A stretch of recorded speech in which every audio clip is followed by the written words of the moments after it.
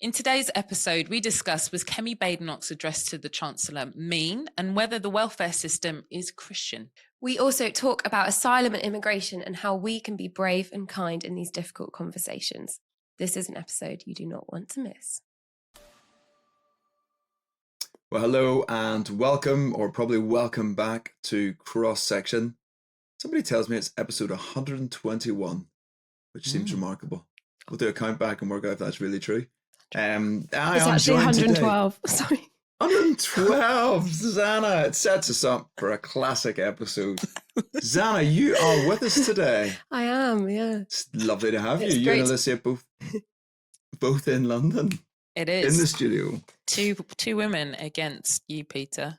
How do you feel? Against the framing already, it's almost like that takes us into what we were going to talk about, being brave and kind, the political toxic space post-budget. So last week we did look at the budget. This week we're looking a little bit as our intro. Did the Chancellor tell the truth? With the OBR pushing back on that. Did Kemi overplay her hand in her response to the budget? And rage baiting, which we'll learn a little bit more about in a moment. So in terms of the budget response, that's the order in which they came. Kemi was straight out of the blocks. Kemi Badenoch, leader of the opposition. And funny, some thought, overdoing it, others thought, mimicking, mocking. Alicia, was that fair game in the chamber? Yes, I'm going to say yes, in the sense of, in the context of what had taken place 3 weeks prior or 2 weeks. I lost track in terms of the kind of government announcements around the budget. The Chancellor came out with a worrying kind of address from I think Downing Street, saying that the likelihood, or posing and presenting the idea of increasing income tax, and then we get to the budget and the OBR released the information and essentially said for the last 5 days that actually the news, the story that the Chancellor was leading on in the desperations of the economy wasn't the full truth, and that's the scrutiny that the Chancellor is now under. But in terms of Kemi's response, I think what I wanted as an individual, speaking as an individual, not representing the Evangelical Alliance's head of public policy, just to qualify that, is someone challenging the government's direction and leadership around the economy, and to be somewhat forthright around the political indecision and instability that had been caused 3 weeks leading up to the budget. Kemi was direct. Yes, she was mean in parts, kind of attacking her competency, but also her character. The Chancellor went on, I think it's times, and spoke about mansplaining, and kind of presented it's her sexuality, that there's a real strong opposition to her as Chancellor and the decisions that she made. And I think it was actually fair of Kemi to challenge that and to say, actually, it's not because you're a woman. Actually, you are the second most powerful individual in the country, and your decisions need to be challenged. Now, if that doesn't come from the leader of the opposition, then it was unlikely to come from anybody. And the budget was an opportunity. I think Kemi noticed a kind of vulnerability in the government, a vulnerability in the Chancellor, and she took a kind of a political opportunity to kind of wade in on the government. But I think there are strong conversations and strong things that we should be thinking about at this moment of time around what the government's deciding and the Chancellor's decision. So I am not with the tide. I've had people in my church saying how mean Kemi was, but I wasn't looking for her to be kind in that moment. I was looking for her to be robust and to actually hold the government to account. And I think she did that. And that's what we need in order to have a sustained conversation about the state of affairs, both economically and politically. Well, if you do the personality colour traits, you might want to guess which colour Alicia is, or you might not. We'll leave that there. Zanna, any comment on Kemi's response or on the truthfulness or otherwise of Rachel Reeves' statements prior to the budget, particularly with the OBR saying there was actually a £4.5 billion surplus, but the indications really were that times were much tougher? Well, I mean, I guess this is just a kind of classic thing that we see, but just how quickly AI took it and was making videos and satirical content. That's just, well, the social media age we're in, isn't it? How quickly that was, and how that almost felt more viral than the budget itself, and like the videos of Kemi and kind of the reactions. But yeah, I guess the kind of dispute around the black hole and the finances, it just I just think it's going to make people just that distrust even worse. People are like, where is the meaning in what's being said if we can't even trust that and that? So yeah, definitely doesn't add to it just adds to the confusion, doesn't it, really? Yes, because she was very clear she was going to need to raise income tax, and then she changed that. She was, and all because of this black hole. But she had this information, I think it's for 12 or 13 days or something beforehand, and she was kind of sitting on it with the Prime Minister's blessing, it seems. So they're saying technically they didn't mislead the public. They never said that they had it. But I do think from a trust perspective, I absolutely agree with you. You're not building trust when you're trying to create a narrative and you're blaming everybody else for not being totally honest, and then you're sitting on this piece of information. Which takes us to the final bit of these kind of intro little stories we were just picking up, linked in a way, rage baiting. Why would we be talking about that, Zanna, our expert on new words? I'm just so down with the kids. I know about all the language. Rage baiting is Oxford University Press's word of the year, which is just quite interesting timing that this has come out this week. For those that don't know, it's content that is deliberately designed to elicit anger and kind of frustration. And, websites will do it to increase traffic to them. It's on all over social media to kind of increase the algorithm. And I'm sure this is something that lots of us see, and it just...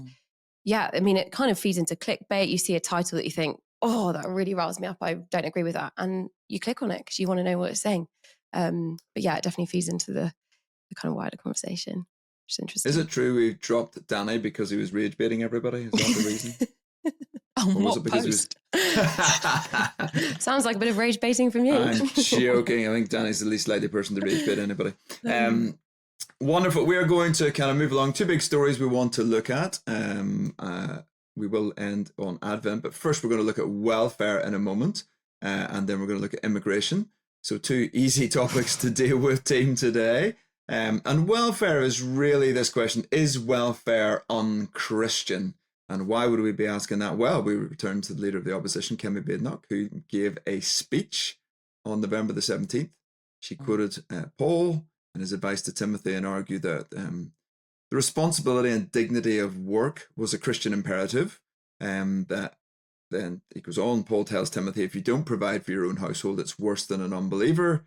And so this is a Christian recognition that we all have duties to ourselves, to our families, to the community we're part of. And she was saying the Conservatives believe in making work pay, in rewarding risk and ensuring efforts match, then you get the right reward for your effort, basically. Then she was pushed again, saying, are you saying welfare spending is unchristian? And she said to Nick Robinson, you can argue that. There wouldn't have been a welfare state back in the early Christian times. The Christian tradition is much more about communities, families, charity, not compulsory taxation in order to pay for welfare. And then she critiqued Rachel Reeves' budget. That led to quite a significant kind of pushback from a number of Christian leaders on that. And so we thought we would dive in and wrestle with this question: is welfare unchristian? So firstly, we probably need to clarify what we mean by welfare, the welfare state. What are we talking about here in the UK? I think we need to go to our head of public policy.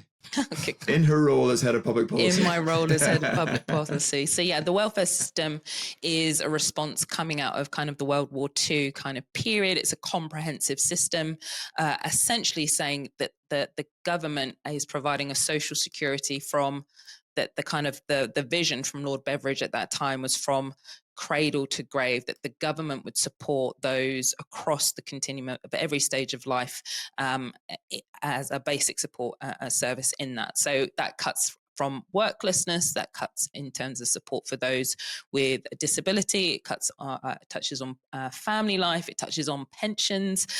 So it touches on all these different kind of policy areas, and that's essentially a short summary of what the welfare state is. Coming to Kemi's contribution, I was there when she gave the speech. It was at Conservative Christian Fellowship's kind of annual Wilberforce event where the leader is invited to give an address. Her speech was then later shared with the Times, and then it's been picked up by the BBC correspondent Nick Robinson. She essentially, two things have happened. She is setting out the Conservative Party as the party that's going to reform, lowercase r, reform the welfare system, because they see it as a deeply challenging problem for the government on multiple fronts. The question is, how much can the government provide long-term and sustainably? The pension question isn't yet coming up, but the area around work and kind of child support, family support, worklessness, all of that, disability is in the conversation that's happening at this moment of time. And over the weekend, we've had at kind of the political level a difference of views from Christians who associate themselves on the left politically, and then Kemi, and not just Kemi, but Miriam Cates also came out in support of that. She wrote an article on Premier saying that the idea that the poor should be provided for is a biblical one. The belief that this must be done through the state in forced redistribution is not.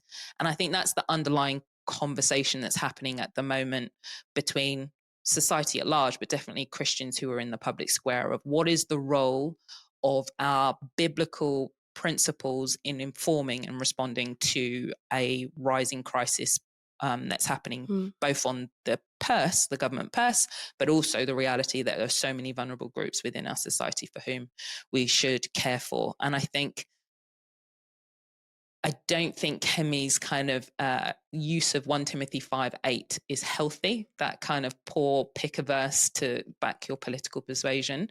However, I do think she is raising an important conversation that is responsible as a response the politics need to make, but actually it's a response for the church to make in terms of what are our values, and not just our values, but how do we tackle a rising crisis of the government cannot spend indefinitely to support those who are the most vulnerable in society, and what's the role of the church in equipping and resourcing both locally in their actual individual church community, the surrounding community, and then how do we inform national policy? And I think that's going to be the lingering conversation that's going to lead into 2026. I think it's a really healthy and helpful conversation to have. A number of the responses were useful in pointing us back to what it is to be made in the image of God, that we're made to work, pointing to some of the Jubilee and Sabbath principles that we've mentioned before. A couple picking up, I think, on the role of family and extended family that are different. That's the primary place where help and support comes from. And I think some of the responses were probably almost as bad in their verse picking back. Oh, we've got to look after the vulnerable quartet. Absolutely, we do have to. But I think a failure to acknowledge, for example, that family and extended family are absolutely critical in that. And if you undermine marriage and family, as our tax system, in my view, does, then that's not a good response. If we're going to respond well, we've got to say, look, we need things like a marriage tax allowance. We need to understand that raising children is good for our economy and our society in the long term, but is a cost in the short term. And we've seen some of the figures coming out post the budget as to what the costs are for working families at this moment to kind of match what would be possible on benefits. The CSJ had, it takes £71,000 a year if you've got 3-child family to match what you'd get now on benefits. So that's the kind of pinch point where you've got to kick in. Zanna, you were about to probably give that same figure, but looks and comment on that. So I'll let you come in. Yeah, no, I was just going to comment. I think, and also the question of, is it Christian, is it unchristian, is just, I guess, also not super helpful in that when you look at the Bible, you look at the way Jesus lived, you look at the way that he loved people, he went towards the vulnerable and, the disabled and the child and the widow. And that, of course, is how we need to live and how work our faith in the way we treat people. But I guess as we then put the welfare system into that, it's not kind of black and white like that of whether it is or isn't. But I think at the end of the day, things aren't working. Our finances aren't working as a country. And some of the stats from this CSJ, the benefits budget report, are quite striking. There's another one I'm just going to read out. A working family with one adult in full-time and another in part-time work on the national living wage would take home roughly £28,000 after tax. This is £18,000 less than the benefit income now available to an equivalent 3-child family outside work on combined benefits.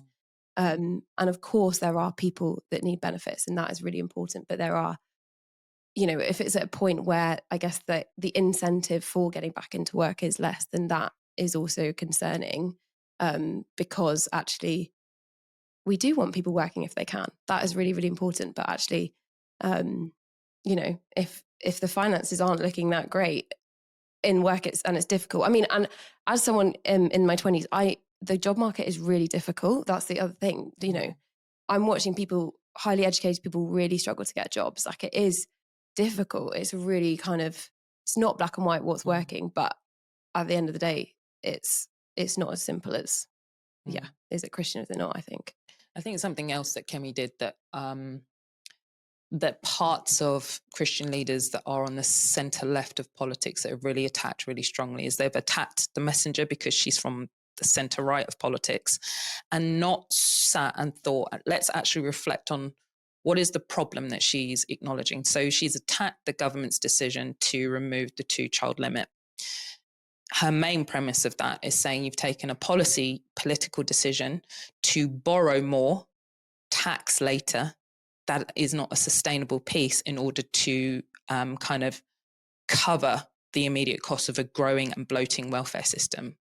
Kemi has come out politically and saying the distinctive of the Conservative Party, or was looking to position this, that we are going to actually grab the bull by the horns and reform the welfare system. If we look back several months in the summer, the government were looking to do that around PIP. And of course, there was a very strong resistance from the backbenchers in that approach of what they saw as taking from the most vulnerable, those with disabilities, those on PIP, personal independent payment, in order to find cost savings for the government to then invest in another area of government policy.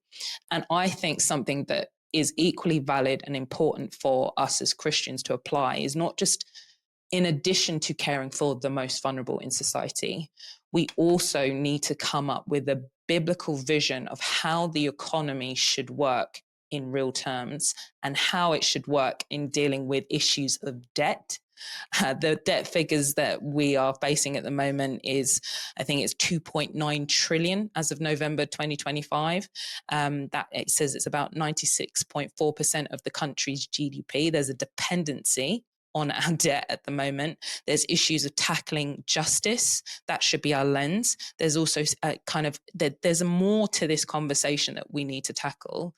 And it does involve the government need to make difficult decisions in order to provide for other areas of priority that we care deeply about, which is education, which is the conversation in early kind of next year is around the special educational needs reform. There's no money for that. That needs to be tackled. The ongoing conversations around disability, as well as the wider conversation that no political party wants to do because it loses votes, which is to do with the pension and reforming that. These are difficult conversations, but the ultimate conversation or thinking is, what is the role of the state?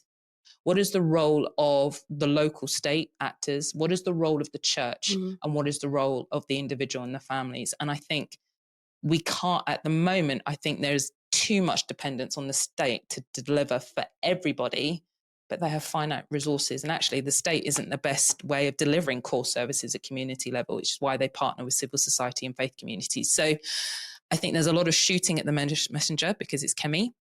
But I think there are really important conversations around welfare reform for which the church has a role to play in outworking their principles to policy. And it's definitely something that I'm thinking about for 2026. Yeah, I think when we look at that question, is welfare unchristian? The answer to me there is no. But is the modern welfare system Christian? No. I think equally that's a no, it's not.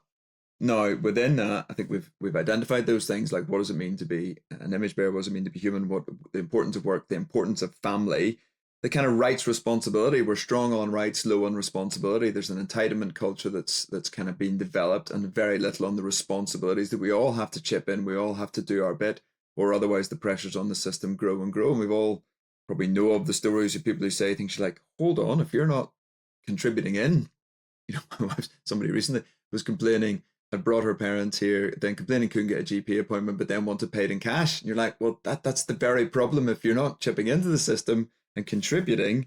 And then, I mean, I agree with you on pension, and we'll leave that in the bracket. But then we have to respect which decisions here are political, about which I think we can agree and disagree. As Christians say, okay, that we take a different view, and where the basic mandates, as we've been setting out, there is absolutely the biblical command to look after the most vulnerable in society. But the Old Testament gleaning, the Old Testament extended family, the Old Testament Sabbath rules, and the New Testament, like the misuse sometimes to think of Acts 4 and everything held in common, those are very different. That was a church understanding, and yes, they contributed beyond themselves. but just how some of those passages are lifted and used, or some others are ignored, I do think is a challenge to us. And I don't think there are simple answers. We've said that to the welfare conversation, but it is going to increase if for no other reason than the sheer costs are making it unsustainable, and tough decisions will have to be made sometime soon. So some of you probably listening are finding that maybe a helpful starter, and others are probably finding that deeply unsatisfactory, as it feels like we've only just scraped on the surface of that one. We will come back to it. We recognise there's lots of different voices in that conversation, but Kemi's comments, and particularly how she linked them to faith, we felt that was something we wanted to pick up on and have that conversation. You are, of course, listening to Cross Section, where we bring together some of the cultural conversations on news, faith, current affairs. Listen, you can always email in. Dear knows what email address you're supposed to email into. So if I look hard enough, I'll find it. cross.section at eauk.org. Well done. Yes, Zanna nods and says I've probably got that right. So complicated. It's very complicated for somebody as old as me. On a Monday afternoon, I should have told you we're recording on Monday, we're recording earlier, and it's caught me out. The rest of them are better prepared, but I'm definitely not. Cross.section at eauk.org. You can follow some of us on social media. You can follow Danny and ask him if he was really banned for rage baiting, or if he's just busy doing family duties or something. You can follow me on social media. If you want to comment on some of the things that have been said, because we are going from welfare reform to now look a little bit at immigration.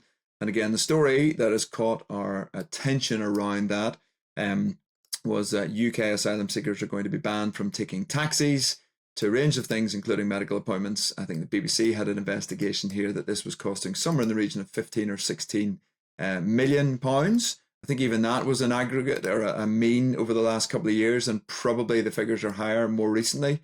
Again, part of this is to do with the way in which it's been outsourced. So some of the people who get to run the hotels have what they call cost add-on deals that mean basically the more they add on other services, the more money they get. We've got this situation where, again, we've got an unsustainable set of practices emerging around it. But again, it probably takes us to a more fundamental conversation around immigration and our role as Christians within that. I'll just say, as I finish my warm-up and intro, I was in Leicester at the weekend speaking out of church, and again, this conversation came up. Again, what's a Christian response to this? And it seems to me there are those two kind of larger level arguments where we absolutely are to look after the welcome the stranger in. You get Old Testament teaching on that, particularly in Leviticus, about our role within that. But you also read in places like Acts where we do have we are to respect nations and national borders. Romans 13, we're to respect the government authorities on this. And so I think within those two bigger kind of views of the welcome and looking after those in need, and the respecting of boundaries and borders, we've got to find actual policies on the ground that work. Who wants to come in first on that one? Rather than picking somebody, I'm going to open it up to you. So kind of you. I'll start just to kind of follow on from that kind of BBC report, and it kind of lends itself as a continuation of the welfare conversation.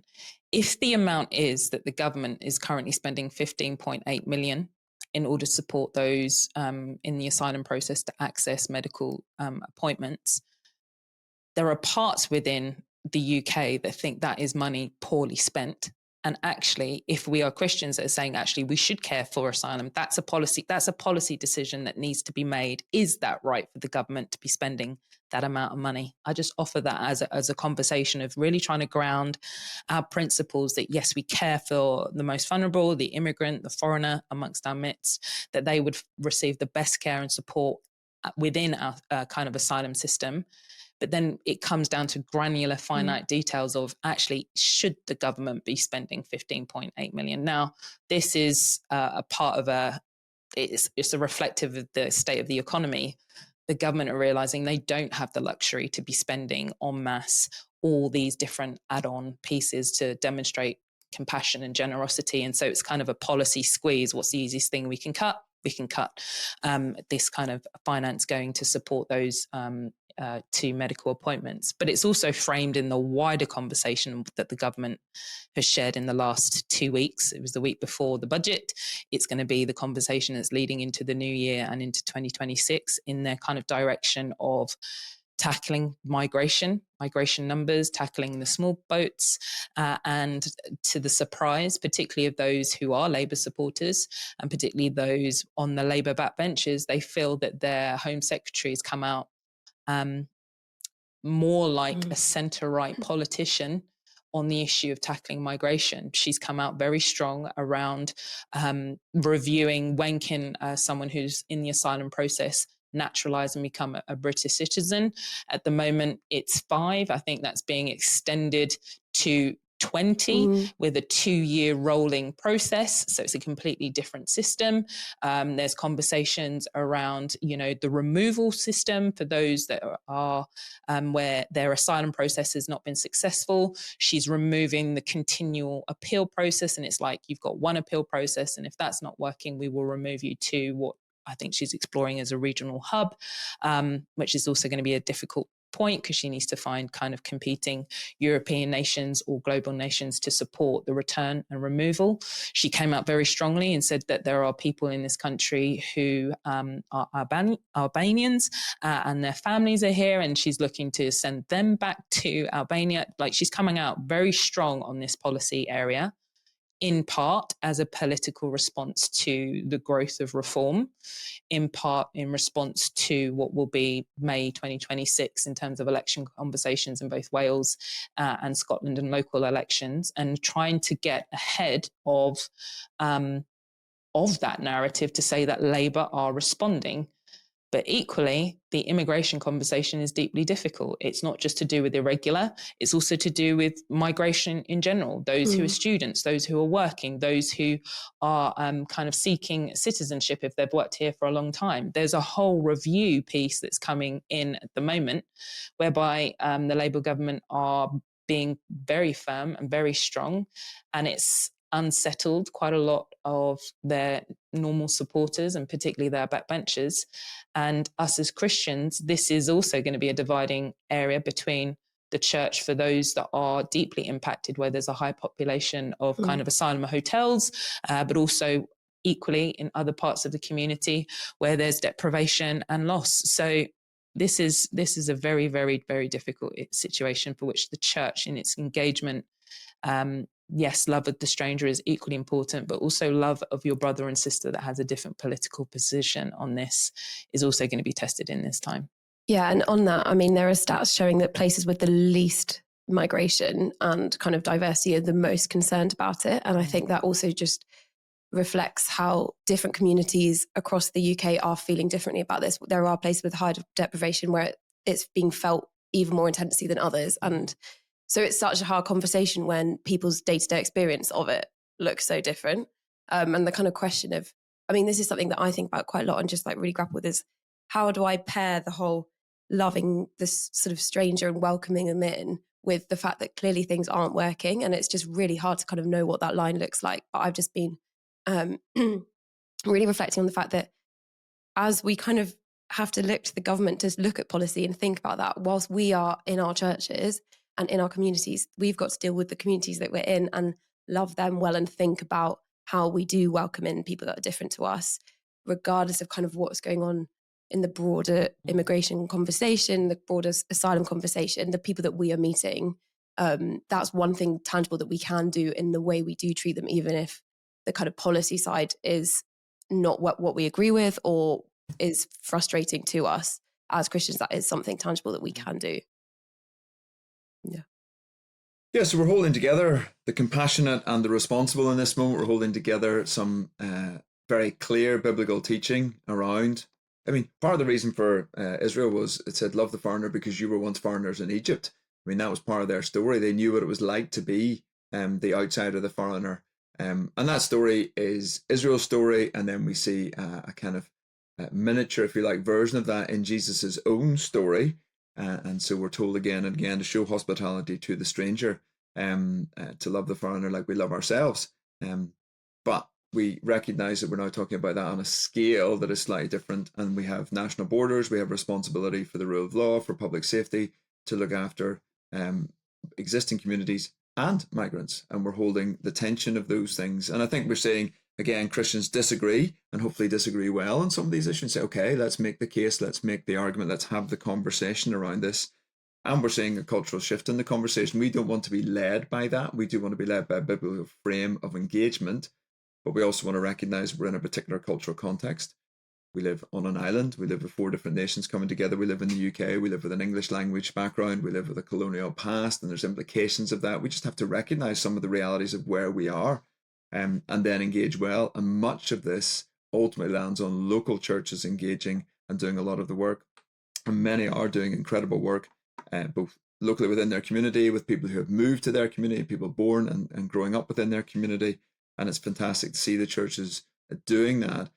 We then have to engage at policy level. And I think there are tough conversations being had. It's a little bit like welfare.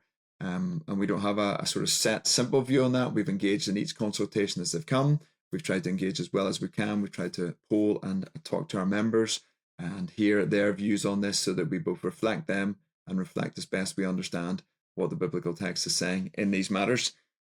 These are undoubtedly things that we will return to. We're in the season of Advent. We're recording this on Monday. It's the 1st of December, Advent Sunday. Obviously, yesterday, beginning that season of Advent, you might be listening to this maybe 3rd or 4th day into the Advent season.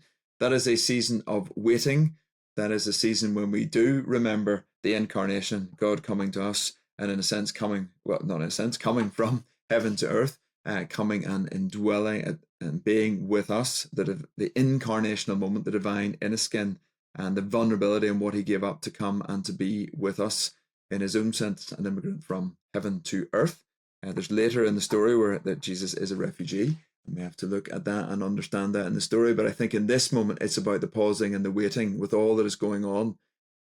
And my encouragement too is, we've heard the stories of so many people interested in faith in this season. We've talked about what's controversial and what's going on. Let's not miss, everywhere anybody in our team is going, people are increasingly interested in Christianity. And Christmas is that season when perhaps more than any other time people will come into a church service.